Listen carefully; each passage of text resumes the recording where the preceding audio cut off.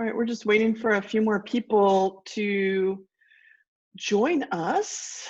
If you go to the Google Classroom, that's where I have everything for us for this week. So you can kind of join me there as we go through our lesson for today. And I'll talk also about the stuff that we're doing this week with poetry. Hopefully you got a good start with poetry. What did y'all think of the spoken word poetry? Was it interesting? Yeah, Miss, I really liked it. Did you? I like that. I like spoken word poetry because it like captures the emotion so much easier than when you read it on a paper, right? Like we do a lot of reading on the paper for AP, but it's kind of special when somebody performs it like that. So I like to start that way. It's more, I don't know, vibrant. Hopefully you had fun with it. There were a lot of really good responses. I started looking at them this morning. If you get a chance, you might want to go back to that Padlet because there's probably a lot of different types of spoken word poetry that you could look at, right? And a bunch of different types of topics that would be interesting to check out. So I really feel like people did a good job, not only with selecting their spoken word poems that they were interested in, but also commenting on them, right? And giving the ideas and how the poem spoke to them, how the spoken word poem spoke to them. So if you have a chance, go back and maybe check out some of the ones that your classmates did because they really chose some excellent examples. I encourage you to do that.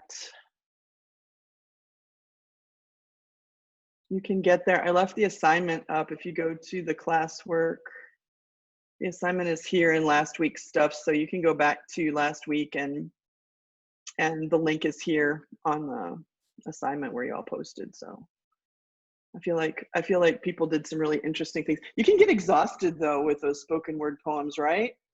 Because they're so emotional, right? Like they're so intense that I don't know, sometimes I have to take a little break from them, but hopefully you enjoyed our entry into poetry by focusing on the emotion. If you go to the classwork section of our classroom, you will see that I put in instructions for this week and all the things that we need for this week. So I'm going to go through that with you. And hopefully if you have any questions, I can answer them before we finish for today.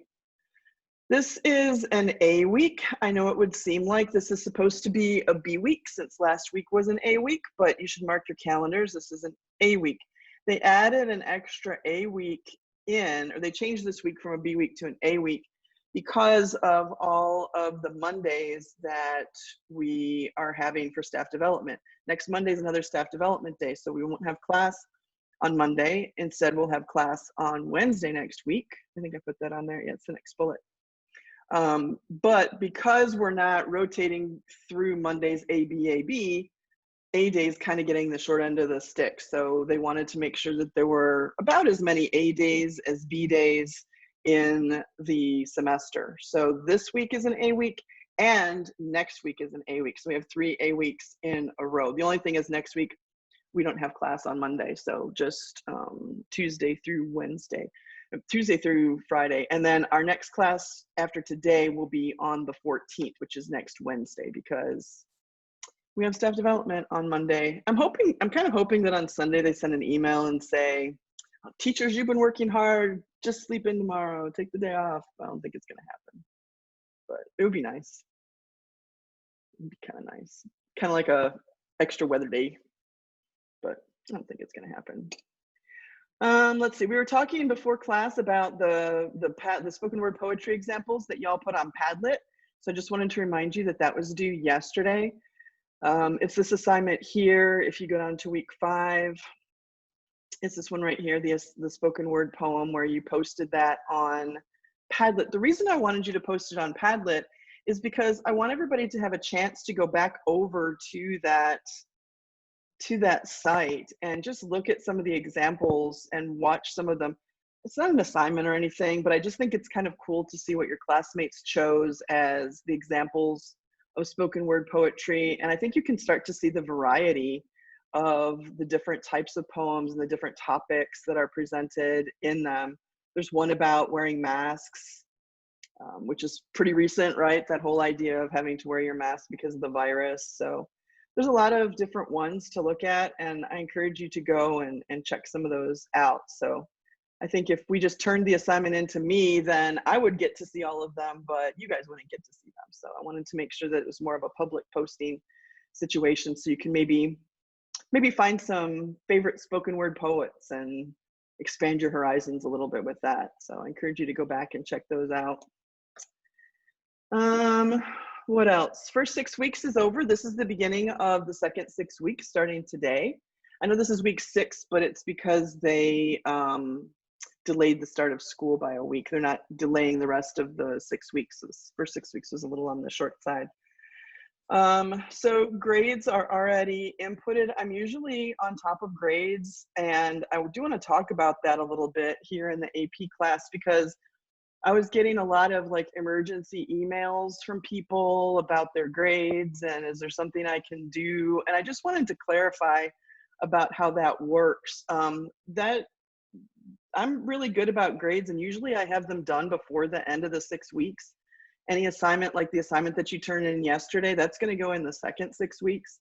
So I don't spend my weekend before grades are due hurrying to grade a bunch of things. So anything that gets, interested in, I need points or I have to turn this in, all that's pretty much done for me by the time the 6 weeks ends, which would have been Friday.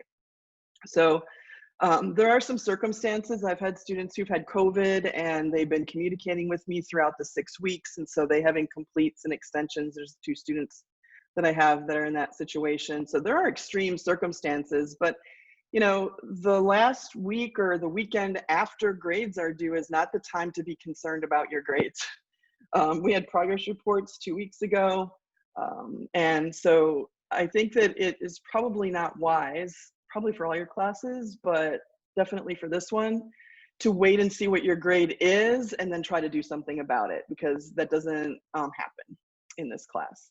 So the thing to do is to communicate with me when you notice in the grade book that there's a problem, or if you know that you missed something, that's the time to email me and say, hey, what can I do? I see that my grade is dipping on my formatives, or, oh, it just slipped my mind to do this assignment. I can work with you when it's during the 6 weeks. So I encourage you to be active about looking at your grades and communicate with me if something comes up. I don't really do extra credit at all. So I feel like you should do the regular credit, and extra credit should be something that is additional to what was already done. So the only extra credit really is the summer extra credit. This summer on the classroom that we had for the summer reading assignment, there were 3 different extra credit assignments that were available. And those extra credit assignments ended up getting people 3 points on their average. So the people who actually, there was one in June, there was one in July, and there was one in August. So those people that did them are getting their points in the 6 weeks. So everybody who did the June extra credit got 3 points on their average for the first 6 weeks. The July one goes on the second 6 weeks, and the August one goes on the third 6 weeks. Yes, it's too late to do them. Those were for the summer. So if you did that, then that's a 3-point boost on your average. So if you had an 88, now it's 91. So all those grades go in at the beginning of the 6 weeks. So there is extra credit, but that's over and done with. Very, very rarely will I say, if you do this assignment to this level, then that's the assignment. But if you want to, you can do this extra bit, and that's extra credit. But that does pop up, but I don't want you to rely on it. The stuff that I ask you to do for this class is crucial for this class. I'm already scaling back what I would normally do if we were meeting in class every day. I'm scaling it back to the essentials. So there really isn't any extra stuff happening. There really isn't anything that I'm asking you to do that I'm just making you be busy about it.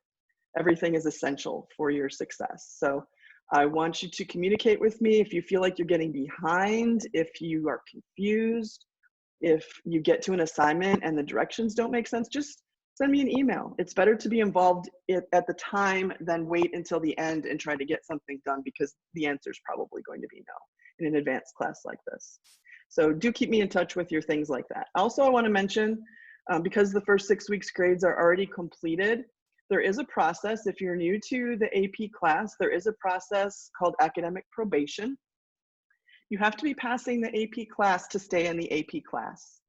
So after the first 6 weeks, we kind of look and see are there any situations where there's a student who was not successful in the first 6 weeks and making a 70 or better. And it's a requirement across the entire district and really the campus to do an intervention form. So if you have less than a 70 for the first 6 weeks, then your email, you'll be getting an intervention form. Now, this intervention form is designed to help you, because I'm assuming you want to stay in the class. So the intervention is a way of me telling you, look, I'm worried. Let's work together to bring up your grade. I'm here to help you, and here's what you can do. So when you get that form, obviously, if we were in class, I would sit and talk with you about the form, but I don't have that opportunity on virtual learning. But I still need to do the form because it's a requirement for this course. If you fail 2 6 weeks in an AP class, they will automatically remove you from the class, because then we're worried about credit. So if your grade was low for the first 6 weeks, we can work on it. We can work on it second 6 weeks. Your transcript does not show 6 weeks. I don't know if you know that. Your transcript shows semesters. So if you're worried about there being a low grade on your transcript, the only low grade that your transcript will show will be at the semester. And that includes this entire, all these 6 weeks plus the semester exam. So I want to help you bring up your grade if you, struggle a little bit this first 6 weeks. So communicate with me and we can do tutoring. Maybe you just need to be more vigilant. I don't know what it could be, but you will get a form. Also, your parent has to be notified. I'm required to do that you had a failing grade in the first 6 weeks. Now, we're not talking about eligibility. I'm talking about a 70, because passing is 70, right? So it's important that your parents know that we're working to try to help you improve for the second 6 weeks. And for people who don't want to continue, there is the option, you can drop the class. I think they're doing second 6 week drops until Friday. I don't want that to happen. I want as many students as possible to stay in the class. So that's why I work extra hard to make sure that if anybody has questions, I'm available to help and respond as we go through our material. So that's a decision that you have to make. But if, you check your grades and check your email in case you end up with one of those intervention forms. That's just me telling you formally, documenting the idea that I'm trying to help you improve for the class. So that's what an intervention is if you get one of those. Tutoring, already talked about that. For those of you who need the TSI test, if there's anybody who needs to do that, the counselors announced this week that they are starting to open up the building for TSI testing. So if you need the TSI, then this is Thursday and Friday this week. No, Wednesday and Thursday, they're giving the math. And then next week, they're giving the reading. And then the week after that, 2 weeks from now, they're giving the math, the reading, and the writing. So if you need the TSI because you're going to be applying to colleges, seniors, or juniors, if you're taking a dual enrollment class where you need to take a TSI, then you can start contacting. I think probably your best bet is to contact Amanda Rodriguez in the College and Career Center. And you can probably email her, but her name is Amanda Rodriguez. She could probably help you. Any questions about the updates? No? Okay, then you're gonna want something, a notebook or something, or a document so that you can write a few things down. I have graded the progress checks that were on Google Classroom, and I want to talk about them. I also want to talk about the AP Literature exam and what it's like. And then we're going to work with poetry a little bit before we finish up today. So those are the 3 things I want to do today, and then I'll go over the stuff for this week. But it's not as much as last week, I don't think.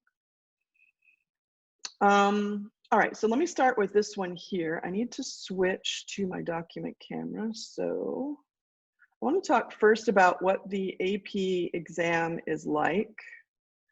Hold on, let me make sure this is on.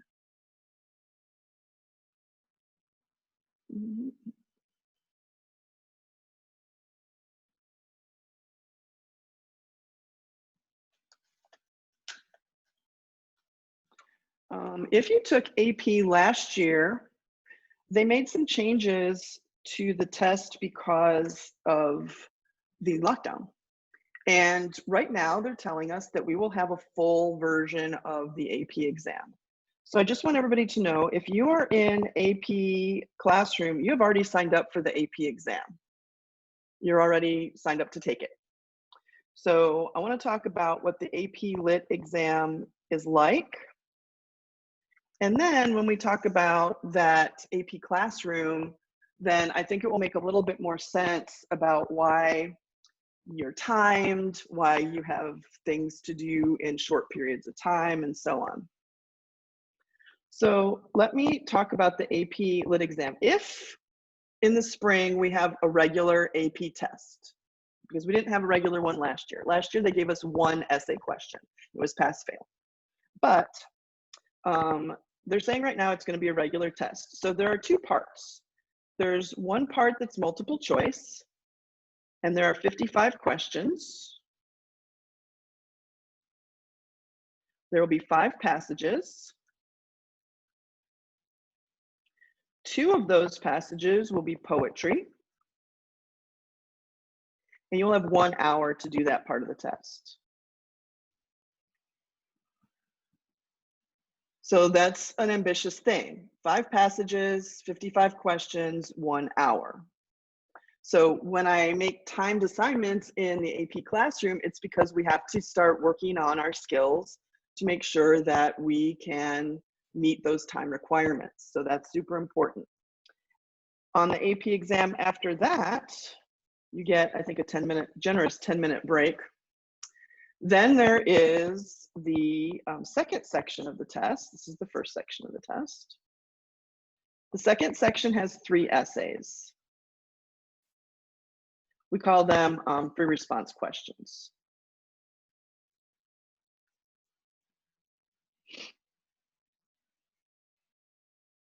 So one of them will be on a poem.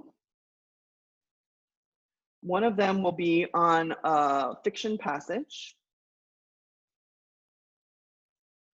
like the ones that we did last week on practice 1.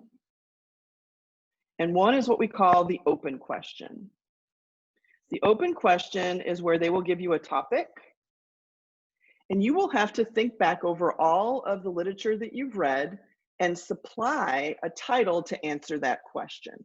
So you have to think back through, well, I've read Huckleberry Finn, and I read To Kill a Mockingbird, and I read, you know, Julius Caesar. I've read all these things. Which one applies, and do I want to write about with this topic?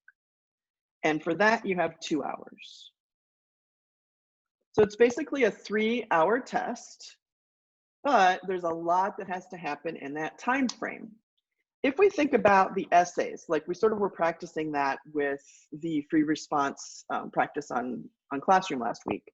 If we think about the essays and needing to do 3 of them in 2 hours, then it's easy for us to figure out that we would need about, if we were going to make it equal, 40 minutes per essay.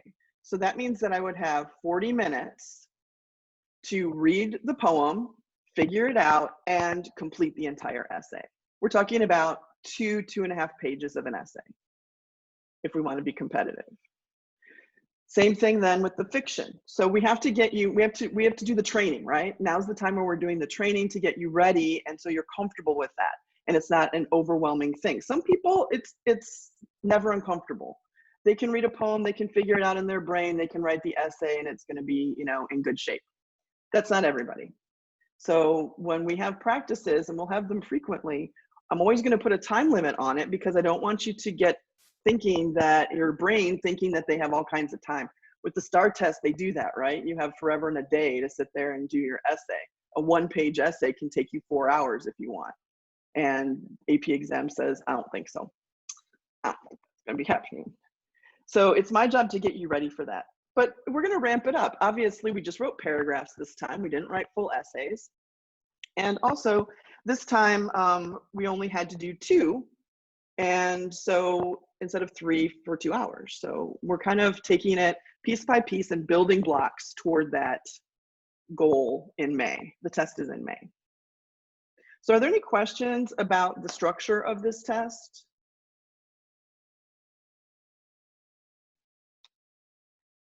Ultimately, you get a score of 1 to 5 on the exam. 5 is the highest you can get. So they take all this stuff into consideration. Actually, the essays count a little bit more than the multiple choice. The essays are 55% of the score and the multiple choice is 45% of the score. But they take all that into consideration and then they will say whether you made a 1, 2, 3, 4, and 5 on the overall test.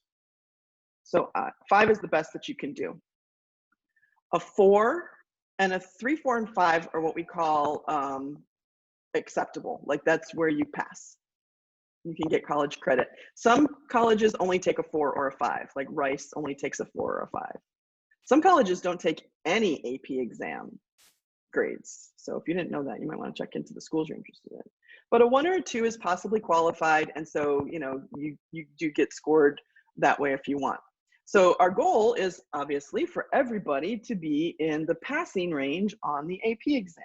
So everything that we do, most everything that we do in this class is getting you there. It might not always look like an AP exam, right? Like when I'm asking you to look at slam poetry, but it's going to feed into our understanding of poetry. And then because the test has 2 passages of poetry on the multiple choice and 1 whole essay, then we've got a really good feel of quickly looking at a poem and figuring it out and being able to approach that part of the test. So right now is like the beginning stages of that. And everything that we do builds on it. Everything that we do is significant in that decision. I'm not going to waste your time with anything that you don't have to do. I hate it when people do that to me.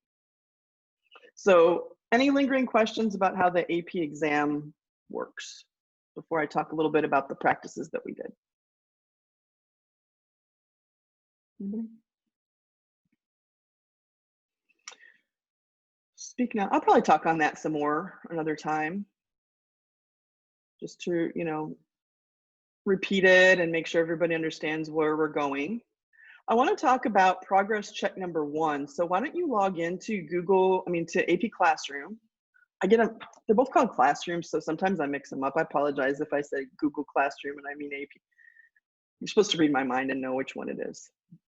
So go here to the login for AP. Looks like this.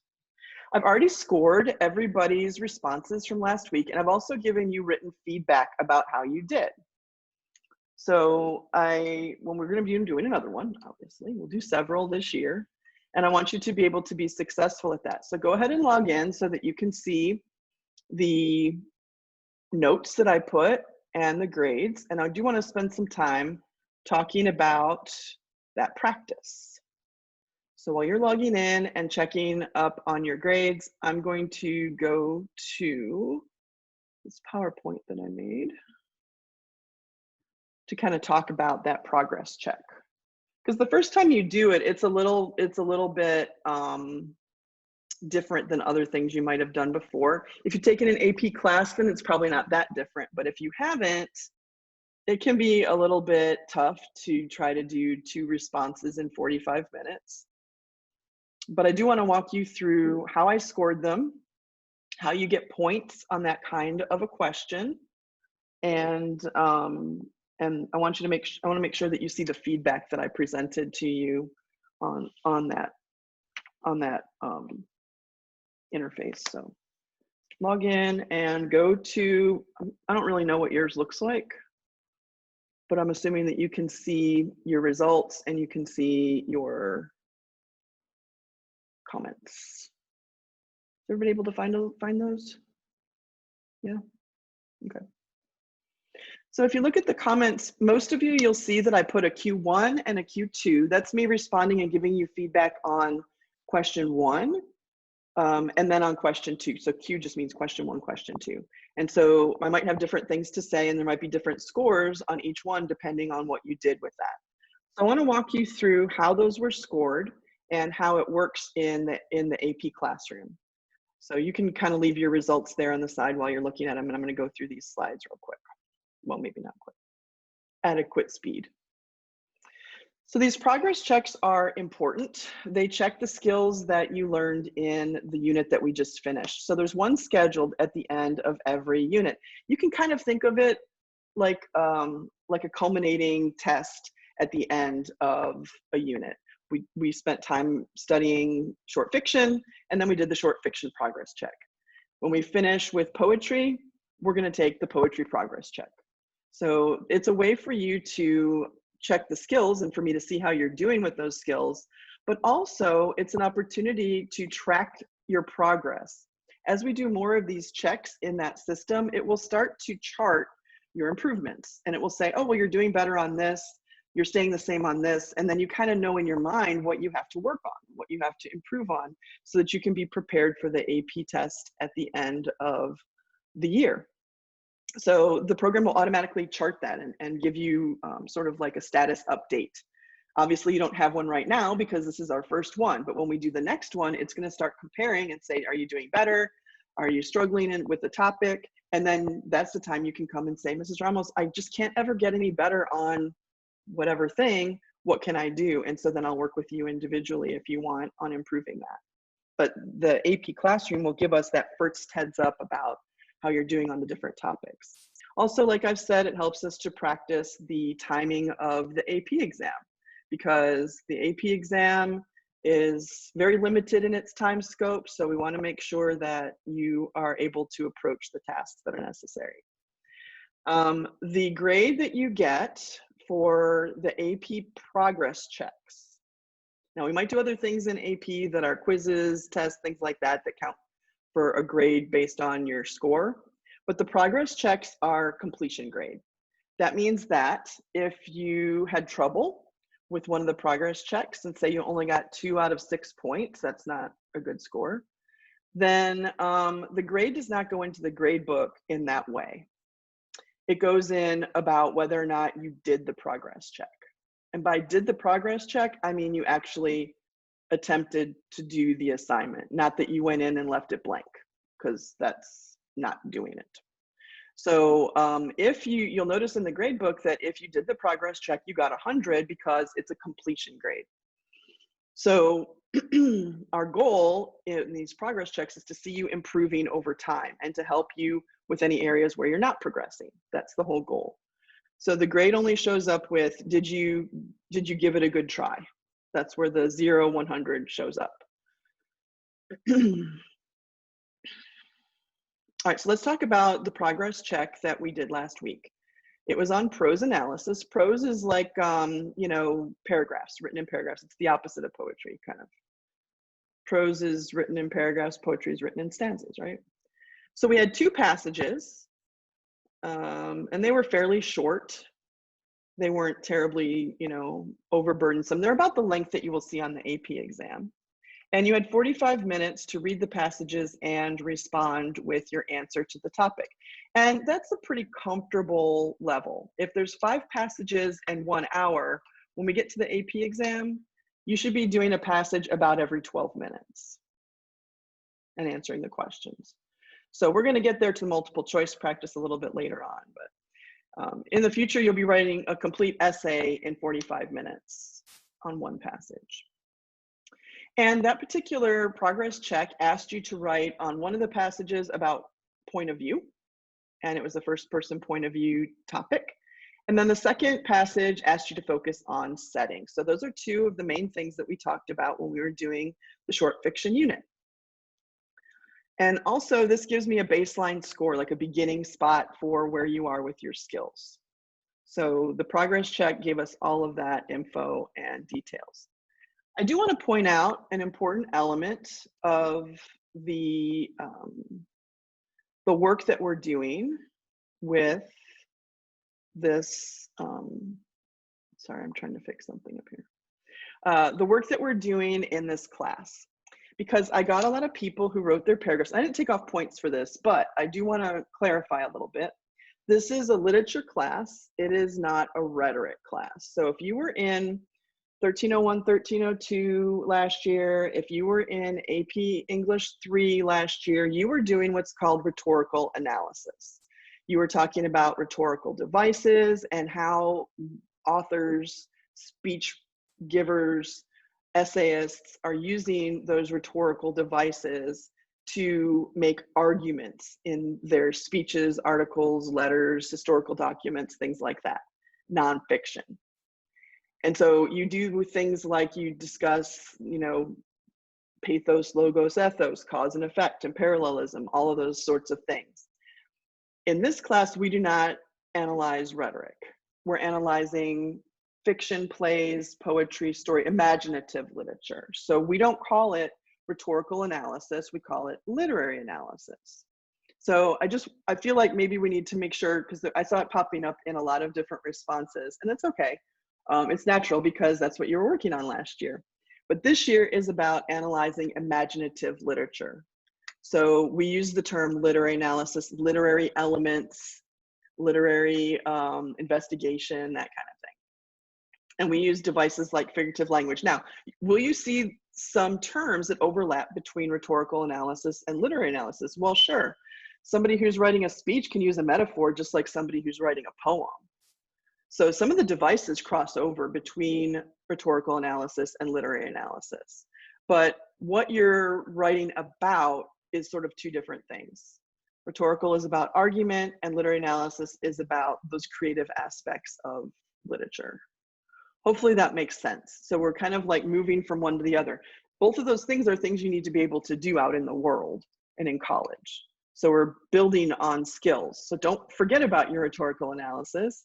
We're just adding this literary analysis in there. And I think you're familiar with it. I think in pre-AP classes, they do that sort of thing where they ask you to, explain why this metaphor, is significant in the poem and things like that. I just wanted to make that point. All right, so I just want to talk briefly about the two passages that you experienced on the progress check. And I also have examples of people who got full points. So you could kind of see what would be something that would get you the maximum number of points. Each one was worth 3 points, which is not how the actual essays work on the AP exam. Each one is worth 6 points, but they're breaking it down into 2 paragraphs instead of 1 essay.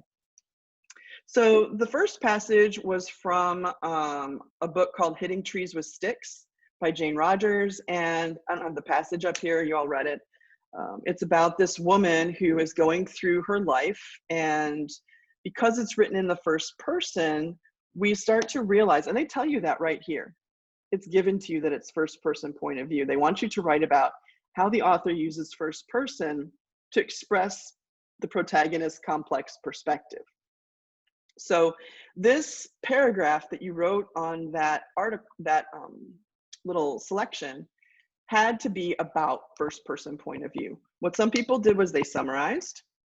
Sometimes people wrote about other things that they saw in the passage.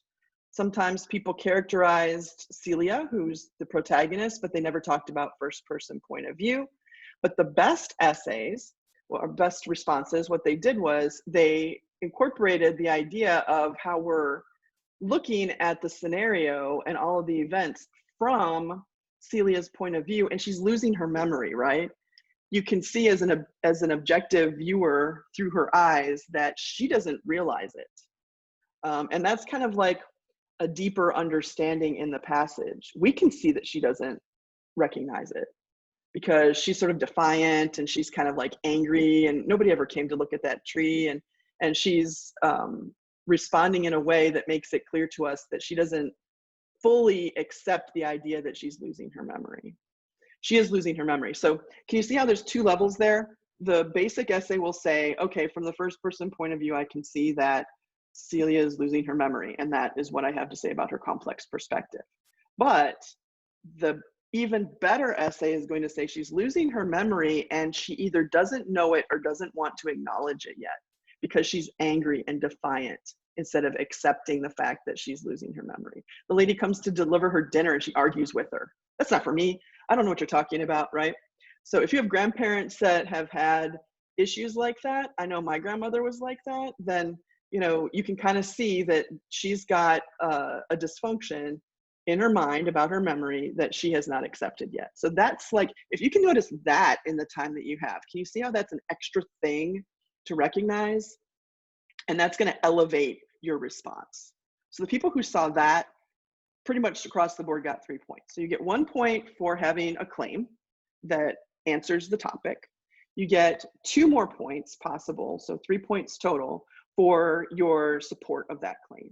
That's how that works. So you could get 1 point for the claim and 1 point for the response, the support, or you could get 1 point for the claim and 2 points for the support, or there isn't a claim, or the claim isn't about point of view or whatever, and that would be 0 on that.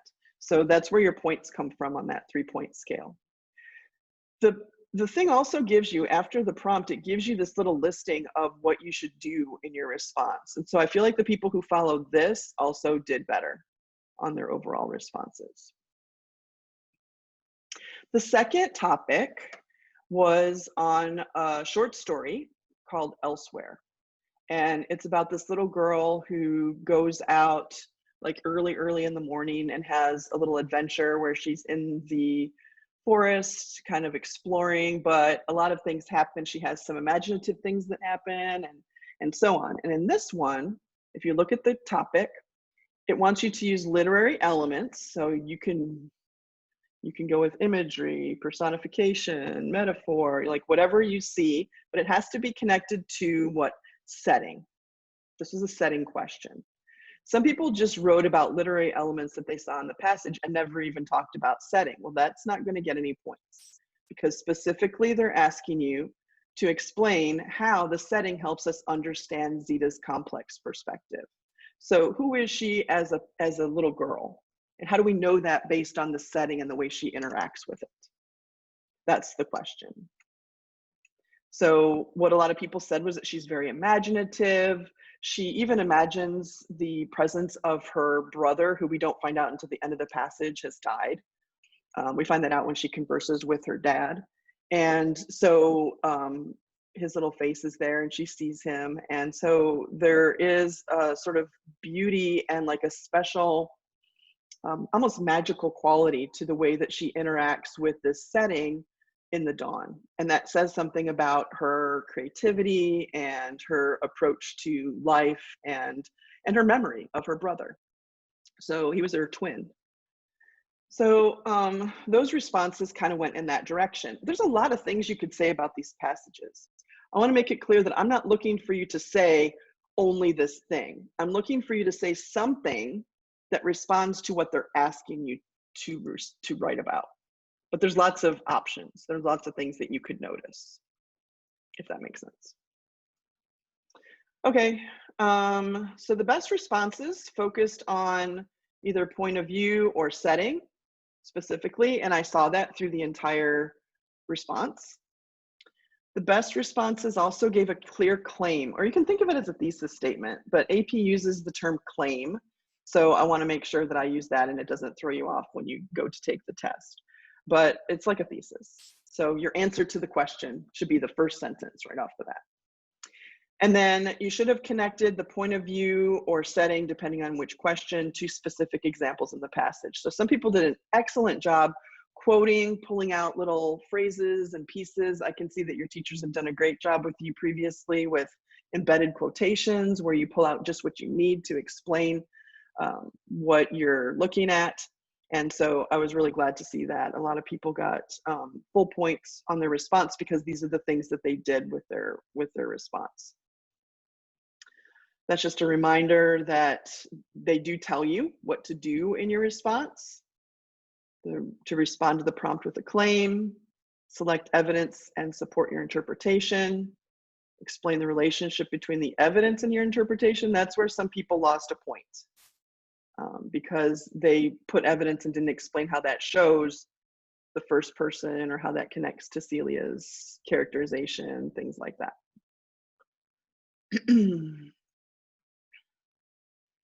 And then use appropriate grammar and punctuation. It does count on this test that you're grammatically correct. Is it going to fail you? No, but it's communication. To communicate, you need to use proper grammar.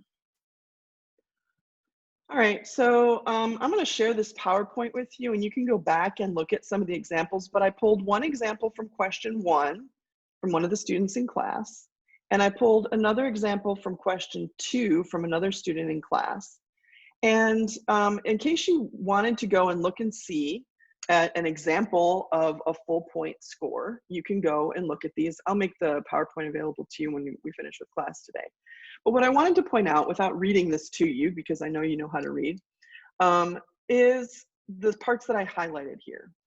So what you can see here is that this response, it's actually 2 pages, there's more on the next page. But you can see that this response clued into and realized that the topic was asking about first person point of view. And can you see how it shows up throughout the response in all these places? Because this writer is focusing on that. Some people started with that and then they got off track and started writing about other things and never really got back to the first person perspective. But you have to stick with whatever they're asking you to write about. They're going to pick passages that have a lot going on, but you kind of have to narrow your field of vision on what they're asking you to write about. And so what I wanted to point out here is that you can see first person point of view pops up quite frequently in this response. Also, you can see that, this is from question 1 with the lady that's forgetful. You can see that the same ideas also keep getting repeated because the claim is that Celia, through the first person point of view, we can see that Celia is forgetful. That's sort of the claim that's presented here. And so over and over again, after we see first person perspective, we see the complex perspective of Celia, that she is forgetful, right? That she's confused, and so on. So every time that an example pops up, there's a connection back to the idea of the character's confusion and the first person point of view. And that's persistent throughout the response. You can see it continues to the ending part of the response here.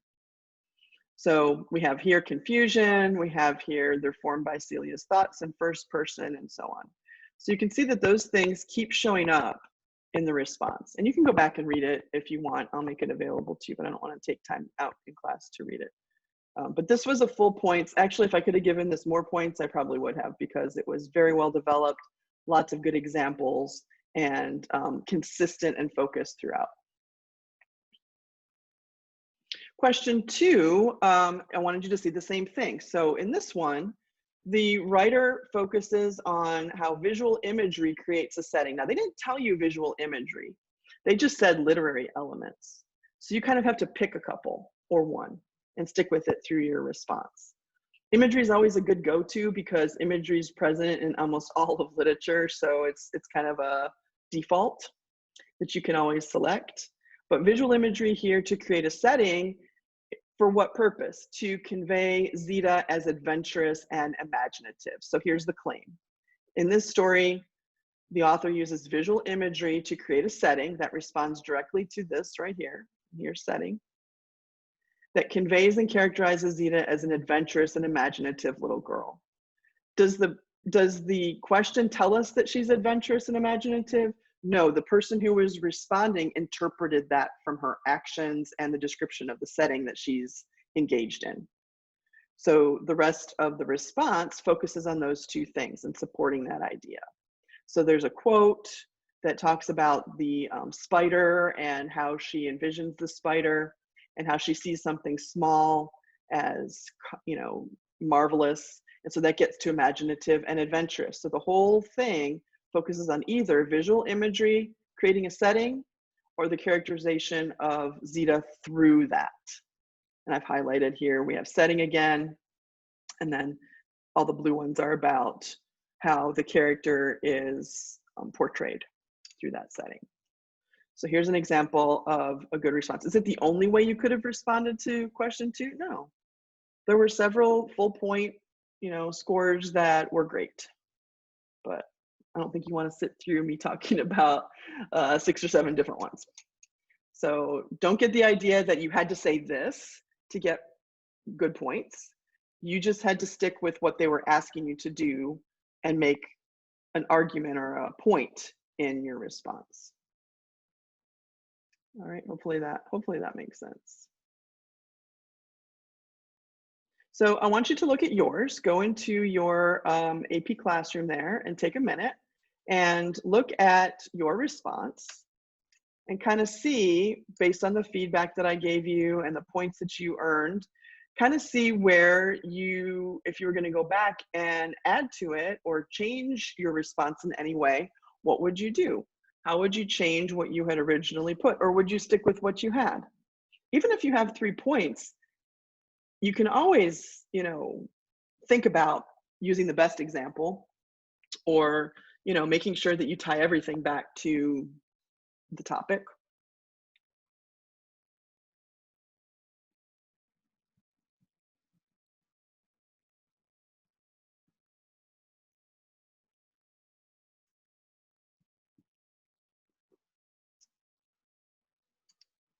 Hopefully that feedback helps you.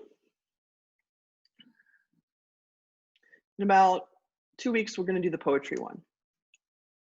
So we'll have a poetry, like a written one and like this one, and then there'll also be multiple choice. We're going to try out the multiple choice on the next one. All right. Any questions? Anything else you want me to talk about from the PowerPoint, or? I don't know. I never know if I'm talking too much on something or not enough because I don't see you in class doing anything. So I just have Renee.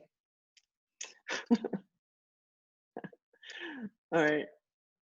Okay, last thing I want to talk about today before I talk about this week is analysis of speaker and structure. So I have one of the poems that you read about this week. You should have read pages 107 to 111 in the textbook and made some notes about the terms that are there. That was your reading assignment for this week.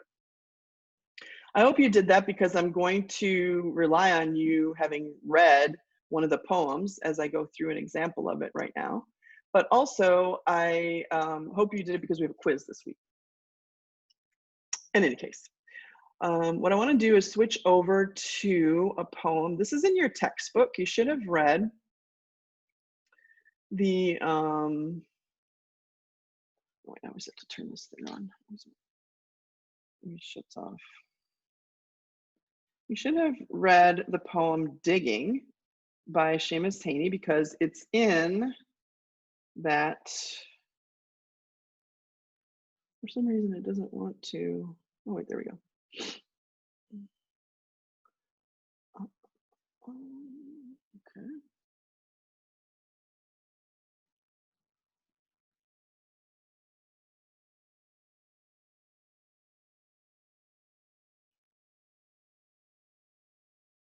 There we go.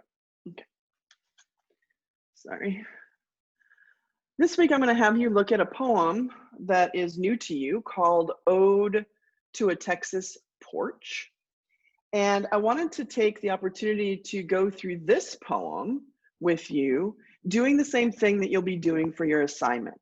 So this week, we're going to be focusing on the speaker in a poem. This poem is available to you on the Google Classroom. On the thing that says instructions, I think I attached a document. So if you wanted to open it and make your own copy and make notes, you can do that. This week, we're going to be talking about, from chapter 4, speaker and structure. Now, what I want to do is demo for you what you're going to be doing on your assignment. I'm going to give you a new poem for your assignment, and I'm going to have you analyze for the speaker and the structure. So real quick, before we actually get into the poem, I'll read it for you and then I'll explain to you what I'm doing so that you can see what you should do on the new poem. But when we talk about speaker, we're talking about the voice in a poem. And I know that the textbook goes over this. The speaker may or may not be the poet.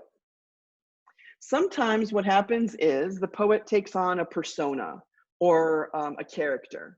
If I decided to write a poem about, from the first person point of view of a serial killer, does that mean that I'm a serial killer?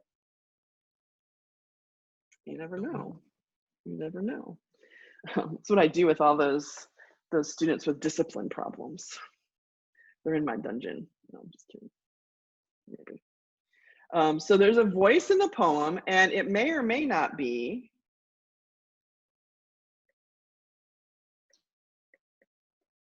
the poet. Sometimes when we write poetry or a person writes poetry, they're writing from their own perspective and their own experience. And so we can say the speaker is the poet, but sometimes the speaker is not the poet.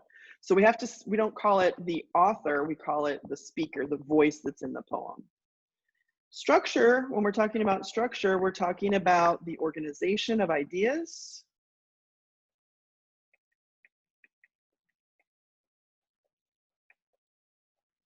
When I'm finished, I'll put an image of this page also on today's lesson so that you can access it. We're talking about the organization of ideas and also the stanzas, right? Poems are organized in sections. The textbook talks about this. When there's a space, we call this stanza 1, and this is stanza 2, and this is stanza 3, and so on. So we want to look at the organization style of the lines and also the ideas. That's what we mean by structure. So those are the two things that we're focusing on this week. And I'm going to give you a new poem that's going to ask you to examine those two things on that poem. So let's read this one. I know that you've already read it because it was in your reading assignment, but I don't know if you stopped to read it out loud to yourself. Poetry is an auditory activity. And we saw that for sure with the spoken word poetry, but really poetry has a musicality to it, a musical sense that makes it so that it's better if you read it out loud. So I'm going to read this for you, and then we'll go back through and make some notes on speaker and structure. So this poem is called Digging by Seamus Heaney. Between my finger and my thumb, the squat pen rests, snug as a gun.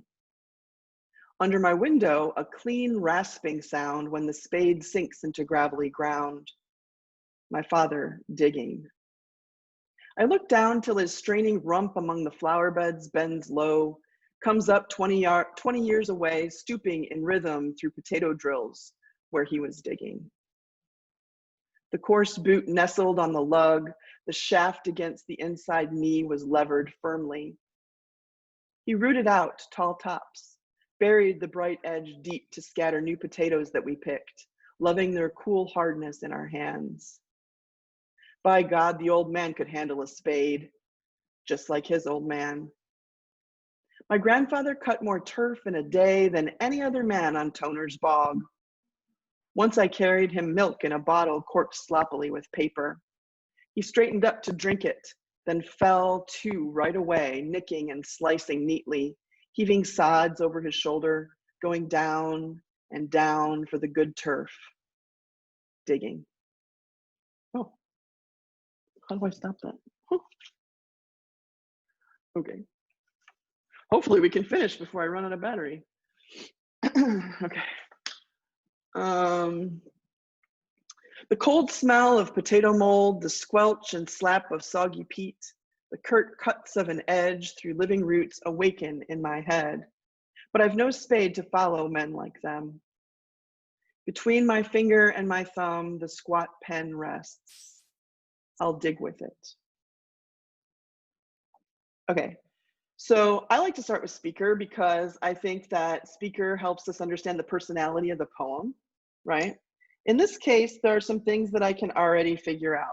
Does anybody want to share something that they already figured out about this poem and the speaker? It's the narrator. Yeah, it probably is the narrator.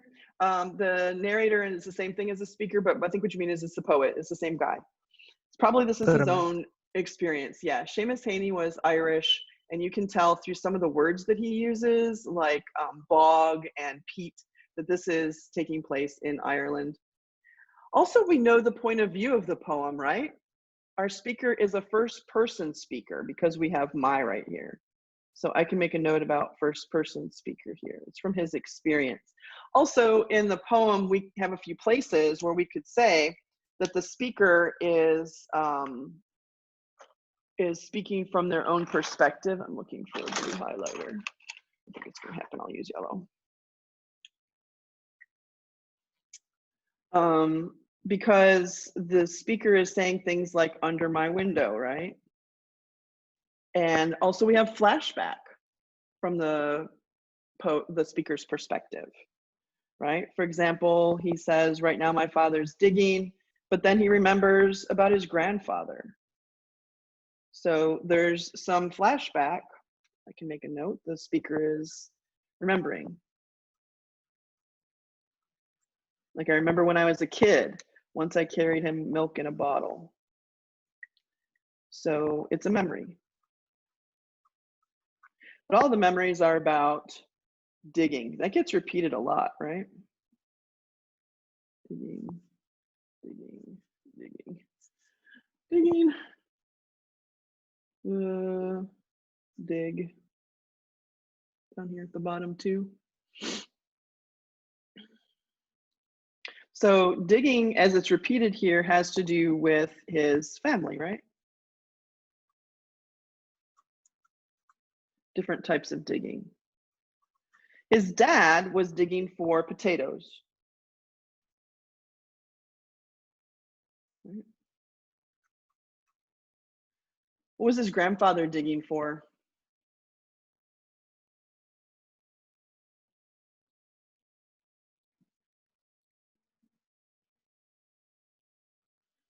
Turf. It's sod, right? So I like to draw lines to things, but you know, it's up to you how you do stuff. Probably if we were in class, I'd have given you a copy of this and we'd be marking this down together, but thought about putting a copy of the poem in the mail. I don't think that's effective. So then at the end of the poem, the speaker is trying to find some identity with his ancestors, right? And finally, he comes up with the idea that even as a writer, he can dig. In what way is writing like digging? Anybody? You're leaving like a mark on the paper, just like how you would leave a hole in the ground.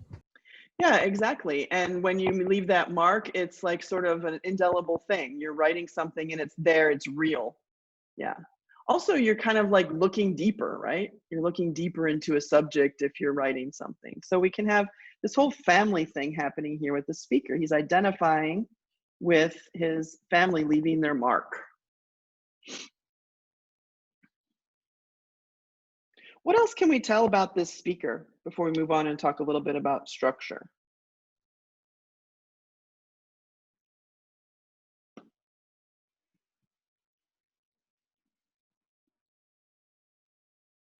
I mean, the book walks you through this poem step by step, so it's not new to you.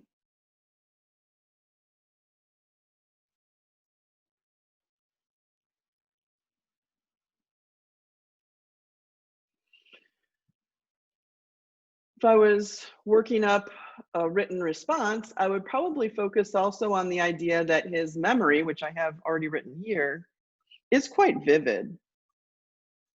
I mean, he remembers details like how the bottle that he took his grandfather one time as a child, bottle of milk, had paper stuck in it to stop it up from sloshing around and getting, out of the bottle.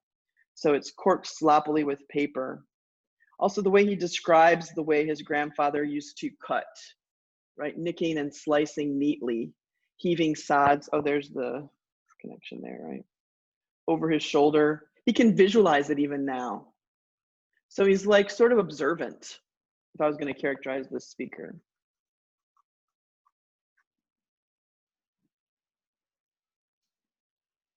The smell of potato mold, the squelch and slap. Squelch is an auditory sound. So when I'm thinking about the speaker, I'm trying to characterize him just like I would a character in a story, a protagonist or something like that.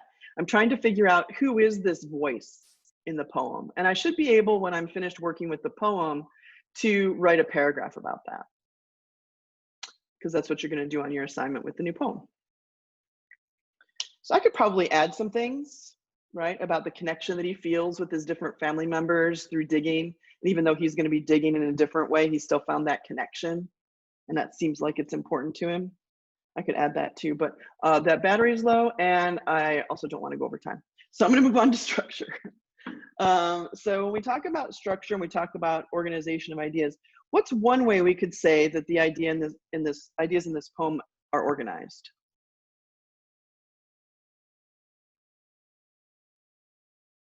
Could you repeat the question again? Yeah, what's one way that we could say that the ideas in this poem are organized according to what?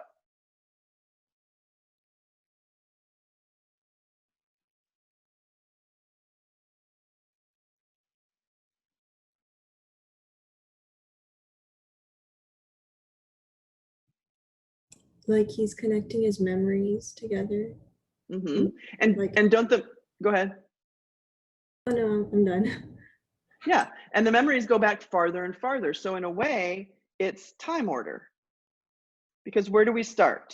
The present, right? I'm sitting here with my pen. And then what starts to happen? Goes back in time. Yeah, he starts thinking about his dad, right? My dad's outside and he's digging. So he kind of takes this idea of writing, and at first it's totally different from what his dad does, but then, oh, stop it. Almost done, I can make it. But then he starts seeing that connection of digging, right?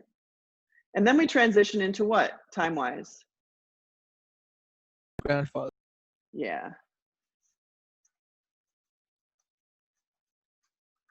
So we go back a little bit in time and he remembers his dad. Then we go back even further into the grandfather's time. He remembers that guy when he was a kid, because really that's his memory of his grandfather. And then at the very end, what happens? Goes back to the present. Yeah, back to the present. So we almost have a cycle, don't we?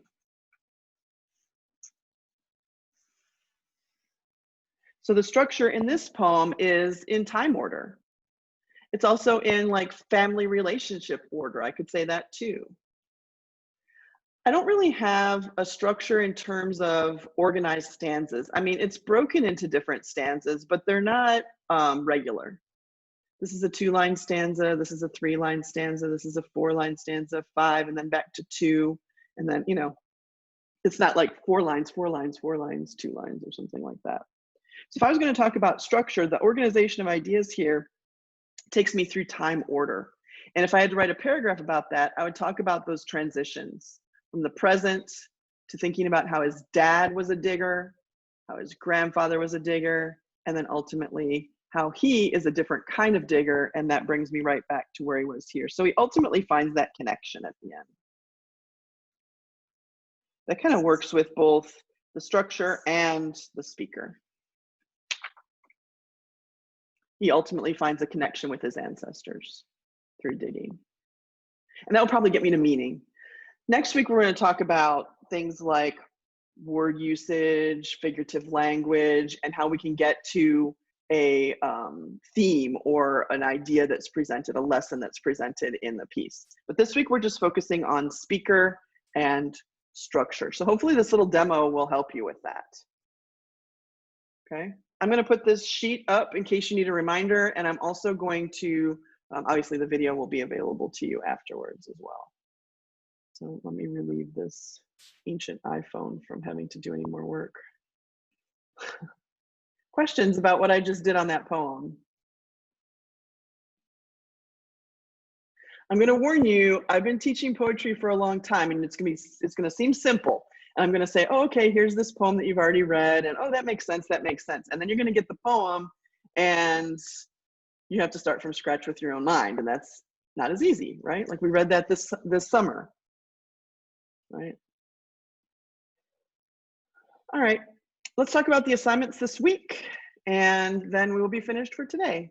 So you have formatives on Monday, Wednesday, and Friday this week because it is an A week. So make sure that you get to those. I did put reminders up on Google Classroom so that you can.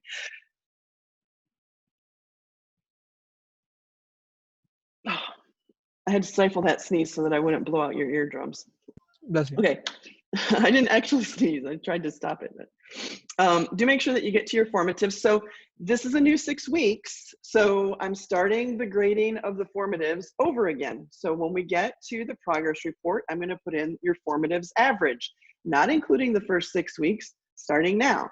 So if you had a spotty start to formatives, you have a fresh start now. get to those formatives, make sure that they're good, make sure that you look at the, you know, the question and give a good response. And then at the progress report, I'm going to put that grade in. And then at report card, I'm going to put the grade in again as a major grade, because there's a lot of work that goes into those. I know it. So they're going to count. So get to your formatives. And then there's an assignment to do. That's the poem that I was talking about, the new poem that I want you to do this with. All right, so I'm going to give you a new poem. It's called Ode to a Texas Porch. And it's going to be set up kind of like this, except on a doc where you can type. So you can type in your notes on one side about the speaker, and you can type in your notes about the structure on the other side over here. And at the bottom, it's got a couple of things for you to write about the speaker, like turn this into a little mini paragraph and turn this into a little mini paragraph after you have your notes. That's this assignment right here. It's called Speaker and Structure Analysis. That one's due on Sunday. I tried to mix up the days that things are due, but I did get a parent complaint over the weekend about making things due on the weekend. I hope that you understand that if you have other things to do, that you should turn in your assignments early. I tried to make them due with the longest stretch because I know that there are other teachers that are dropping assignments on you every day and they're due that day. Is that accurate? Yeah. So what I'm trying to do is I'm trying to give you everything you need for the week, and then you use your time wisely. You do not have to submit it on a Sunday. You don't have to do any work for me on a weekend if you don't want to. You can plan all of your work during the asynchronous times and get it all done and turn it in early. So it's not that I'm saying you have to turn it in on Sunday. I'm saying that's the last day that I'll take it, right? So that assignment is down here. Then there is a quiz. I do want you to do a quiz over your reading from this past week on the poetry section. There's kind of a long section, and I want to make sure that everybody's doing okay with that. So there's a quiz. It will be on formative, so it will open tomorrow, and when you log into formative, you should be able to see that quiz and access it. And if you wanted to do it tomorrow, you can, but I do want you to finish that before Friday, so that that's completed. I don't like to make everything due on one day either, because then it's just sort of like, I don't know, too much. So that quiz is due on Friday. It's going to open tomorrow. I think it's set for 8 o'clock. So Tuesday, Wednesday, Thursday, Friday, work on the quiz. And just a reminder that seniors should be working on their college applications. I still included this series of links down here from when the counselors were here and my advice on the college admissions essay. If you're working on that, all those links are, I'll just keep repeating it every week until that's done. But you should be shooting for completing your FAFSA and your Apply Texas by the end of October, seniors. If you don't know what I'm talking about and you're a senior and you're expecting to graduate, then you might want to contact your counselor or do a little Zoom call with me and I'll fill you in there. All right, any questions over today? Or this week? I'm not going to see you until over a week from now, so I want to make sure everybody's set. Okay, if something comes up and you have a question, just send me an email, shoot me a message on Google Voice, whatever works for you. And I hope you have a good week. I'll see you all again next Wednesday. Bye, Miss. Bye. Bye, Miss. Enjoy Have a your good week. afternoon. Bye, Miss. Bye.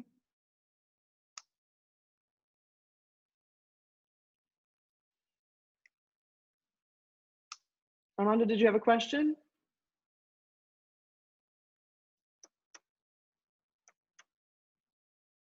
Armando, did you have a question to ask? No? Okay.